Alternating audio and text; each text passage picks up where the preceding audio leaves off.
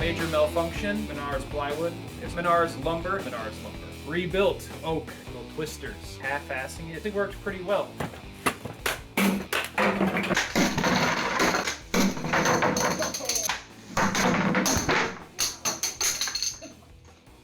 So I need to talk about, we left off with the bent arrow, womp womp, okay? Then I can talk about poor arrow design, those two arrows. Be like, watched a couple videos, got some interesting arrow designs. All right, we're back for another shooting of the ballista. So where we left off last time, we had a problem with the arrows. Womp womp, bent arrow. We missed the target, hit it funny, bent the arrow. But that just shows how much power is in this ballista. I couldn't even bend this back if I wanted to. That's some crazy power. I had some problems with this arrow. Like, you can see a little spike sticking out of the side. Horrible fletchings. It shakes, rattles. Horrible welding. Lots of problems. Also, we have some iterations on my arrow design. As you saw with that ugly thing, and this stupid screw screwed into the tip.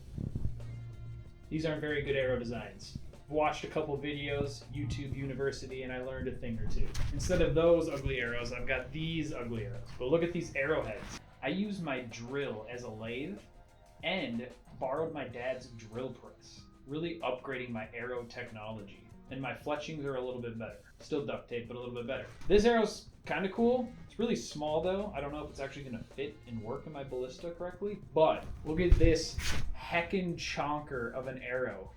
That shaft, that arrow tip, not head. This is like a punch shoved into an arrow. We don't have the scale out here, but this thing is heavy, heavier than that aluminum arrow. I am excited to shoot this and see how it does. If the shooting is going well and we're hitting the target pretty consistently and not having some weird things, I will also be shooting this nicely made arrow from Todd's Workshop here on YouTube, all the way from Great Britain. It's got the armor-piercing bodkin on it, and if you look, it's actually straight, which I don't know how they made a straight piece of wood. That's crazy, man. It's got wood fletchings, a little bit of spiral. This is made for his biggest crossbow that he sells, and according to my measurements, it should work in my ballista, but we will see. In addition to the arrows, we've added more ropes on the wrappings. You want to pan on over here. So we also made a few changes on the most important part of the ballista, the torsion box. As you can see, it's already strung up and ready to go. We have the idea that maybe if we let them stay under tension overnight, all the long one or all the short ones will stretch extra, so they'll become the same length as the long wraps, so we can get more of the wrappings actually stretching. Another thing is you can see I made the bowstring a little bit shorter, so it's not resting up on the ballista. We have a nice gap here. Hopefully that'll keep tension throughout the whole shot as it's going down the track. On the masonry line here, we have 135 wraps instead of 100. Why 135? It felt right, okay? Right in my heart is where 135 felt. So we're gonna get more tension on this, torque it up, and get it mounted to the ballista. But first, I wanna show you my new targets. See, last time we shot, I missed. We were aiming for Trogdor, couldn't hit the guy. I hit the piece of wood, but couldn't hit Trogdor. The problem is, if you watch my history of the catapult, you would know that the original catapults and ballistas were made to shoot the defenders. So we got something simulating the defenders. The age-old, tried-and-true watermelons. And not only that, but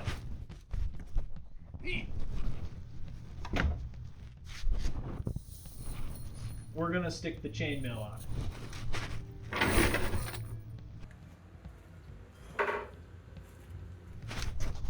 And this time I won't miss. I had many dreams about aiming this ballista, and the true aim came to me. And I will hit that watermelon first shot. Mark my words. First shot, I'm gonna try the heckin' chunker. Is it bad or is it good that I get nervous every time I shoot this thing?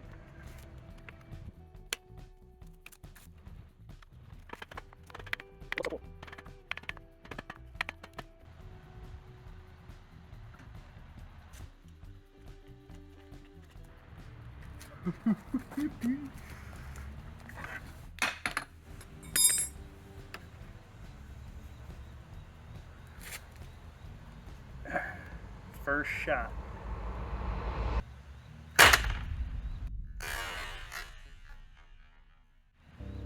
What? The string went under it. Oh no. How lame. What the hell?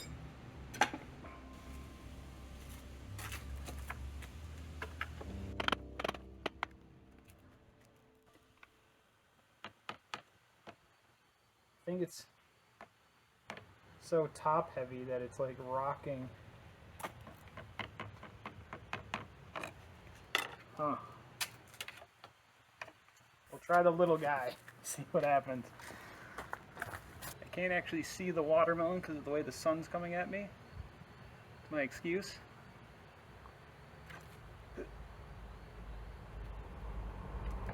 Now the trigger won't move.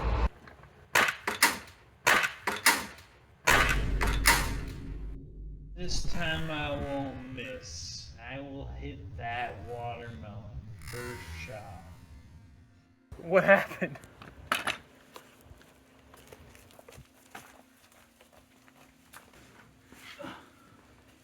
Oh. Oh. Was that me? Well, let's try again. I added a counterweight in the back, so it's not as front heavy, because I think it was rocking in the little steer, or the little saddle that it rides in. So hopefully there's some weight in the back, it stays flat enough to catch the bowstring and fly.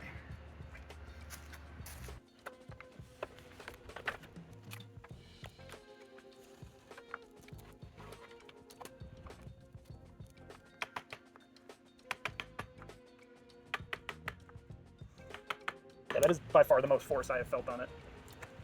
Okay, so every shot has gone high. I'm gonna aim low. Okay, that arrow is just not working. We'll try a different one. Frustrating. I'm gonna try the old original wooden arrow. You can also see how one of our arms is bending back a lot more than the other. We got some problem on twisting it.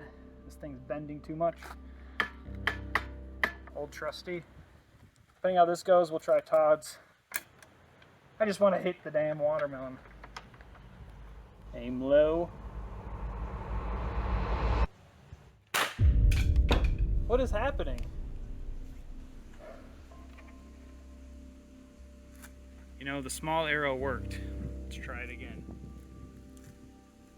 What I think is happening is the arrows are just not sitting high enough up on the track. The bowstrings are sliding right underneath. In my professional siege opinion, that is what's happening.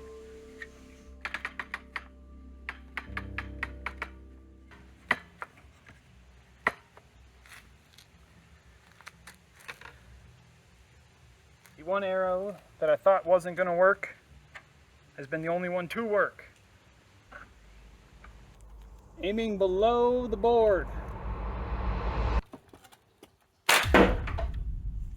Was it to the right? Oh. I am aiming a couple inches underneath the board. Basically at the top of the kettlebell under there.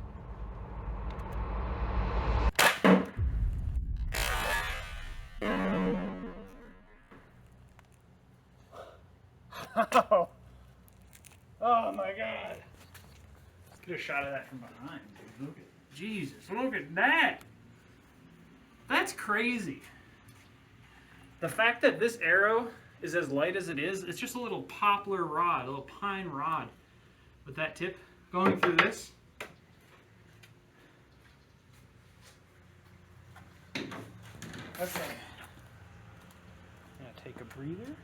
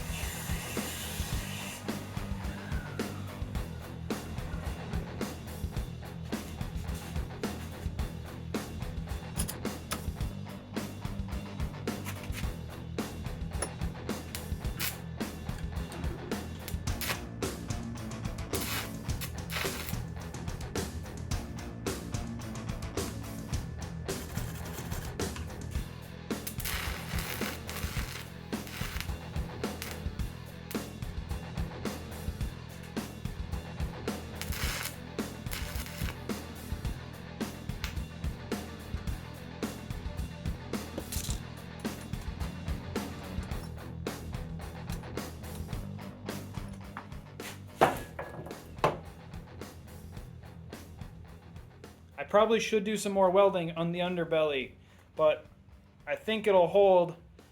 The idea is just give me more leverage when coming out of the hinge point, making it easier for me to pull. We'll see.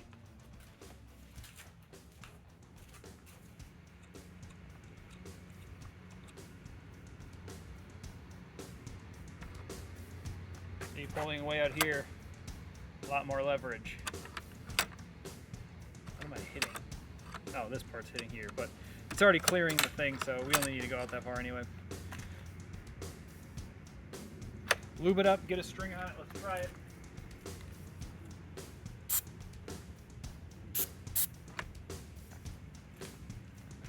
There's no tension on the piece I just welded, so I don't need to worry about it snapping off until I pull the string.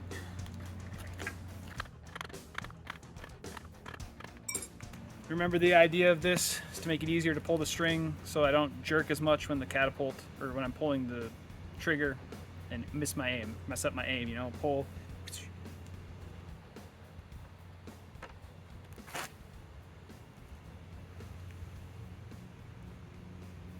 The anvil that the trigger's resting on is getting a little deformed. We're getting a gap underneath the trigger.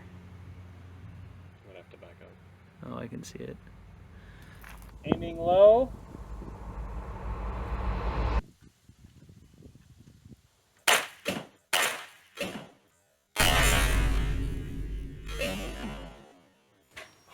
Are you serious?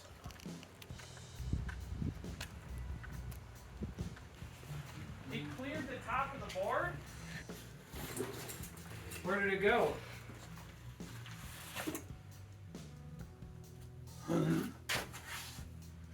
Oh, it's in the wall. Huh? Huh? It broke. It's okay. It was just a test arrow. And it's salvageable. I can just cut it off at the head, drill out the wood, new dowel. Good thing I have a second arrow.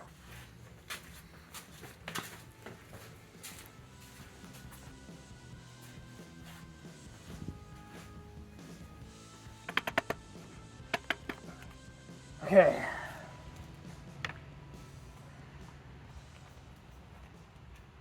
I don't know, try with it a little bit forward. Might as well.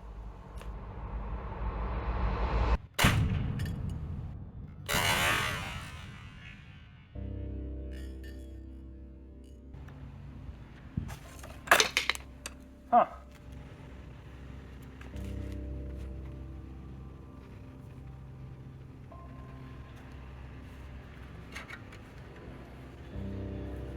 Boy, it has been a night. I think I just give up on that stupid big arrow. This arrow will work fine. We're gonna try.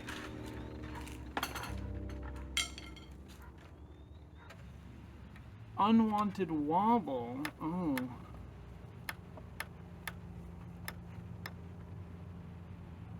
Yeah.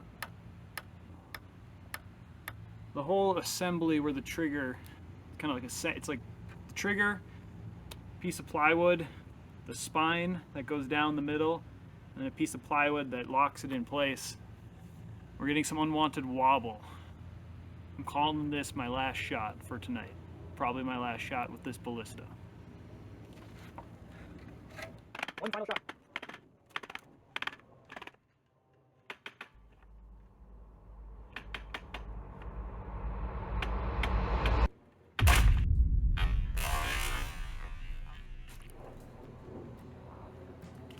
The trigger disengaged.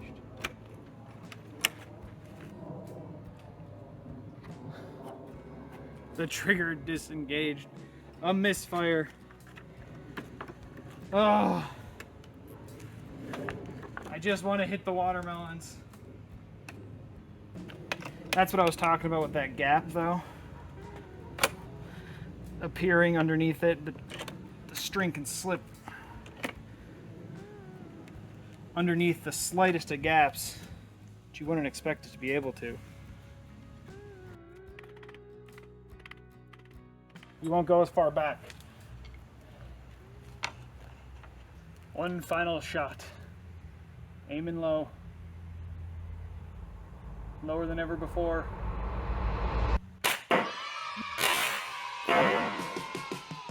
No! Did I hit it? I think I hit it. Okay, we're good. Ah! We didn't hit the chainmail, but we hit the melon, and it went all the way through and embedded itself in the board. Oh, it's all the way through. Melon's dripping, man. Well, we got it. We hit it. I didn't hit the chainmail. I think we can go for another shot. I know I was aiming, like, we should try to get a shot of this, but when I'm aiming down it, I can see the track that the arrow rides on. And if that track, I was pointing it, like, right here. And it went all the way up here. So I'm going to aim right on top of this bar, right in the middle. We will hit this. So this trigger here is getting a little bit bent, getting a little bit too much play in it. And it's making it so that the bowstring can kind of run right underneath it. There's really not that much wobble as I thought there was. There's a little, but nothing's going to go wrong. This part's getting worn out. Could easily just weld a little bit on top, grind it down to where I need it again. But not right now, so we'll try another shot. If the trigger misfires, it's not the end of the world, because just dry fires it. If it dry fires, the arrow's not loaded, so we're not negligently discharging.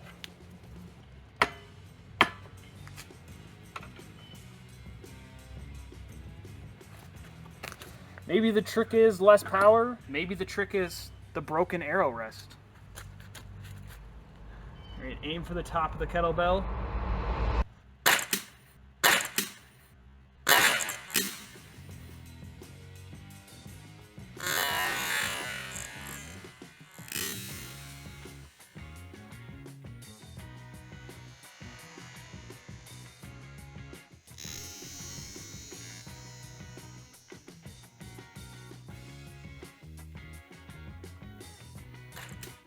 Oh! By George, I think we did it! Oh my god, that's not perfect, but it's good. Look at that. Shattered those chains on there. Let's see, I'll grab as far up in the melon as I can. Didn't come out the other side. Oh my god, it's stuck. Oh my god. Look at that. Bunched it up nicely.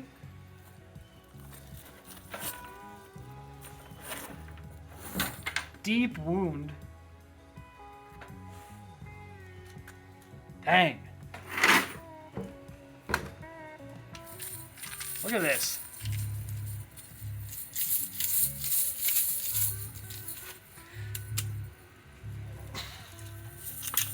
There we go.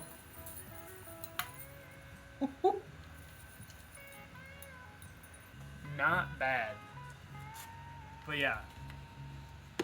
That's going to do it for this. Hit the watermelons twice. Learned to aim, kind of. Destroyed some chainmail. All around, a success. What a good day to siege.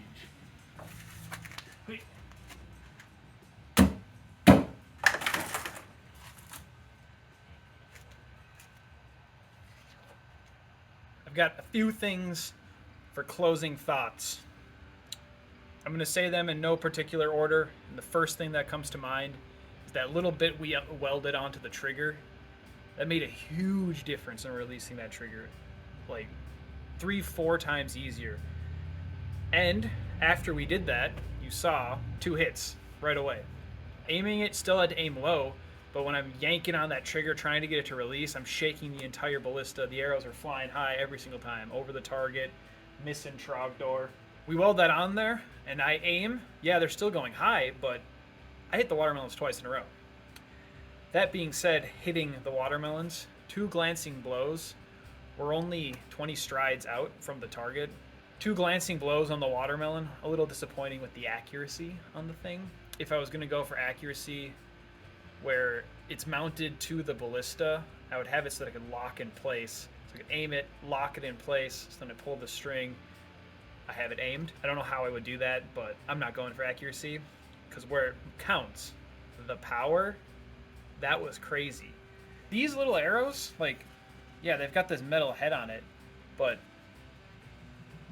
this is just a little poplar rod. It's like balsa wood. It's soft. Like, I could snap this over my leg easy. There's not a lot of weight behind these things. And the fact that they're punching through, tip going all the way through this 3/4 inch plywood, you saw what it did to that chainmail. It took out multiple rings. That hit like a fold of the chainmail, not just a flat of it, and went into the watermelon. I could barely get this thing out. The power on this ballista is there. And I still can't believe that these were the arrows that worked. I really thought, if you were asking me to bet my life on it, I would have said that these were going to be the ones that didn't work. I figured sitting in the track like that, the bowstring would, hit it and just go right over it. On the other arrows that were sitting there, I thought it was actually going to hit it, catch it, and go. The bowstring was just going right underneath those. Not good enough contact. So, thinking about it, like, the bowstring was riding right on, it was like, had friction on that rail. It makes sense the thing sitting in it, securely in that rail, caught the bowstring the best. I almost, when I was doing the upgrades on the ballista, I almost put a different arrow rest on it, making it so that the arrows would sit higher, so that I thought we could use these. Good thing I didn't. Good thing I built 2 of these randomly. Like, it's crazy how that works out, but it's gonna wrap it up for this ballista. I have lots of key takeaways, but other than that, what a great siege.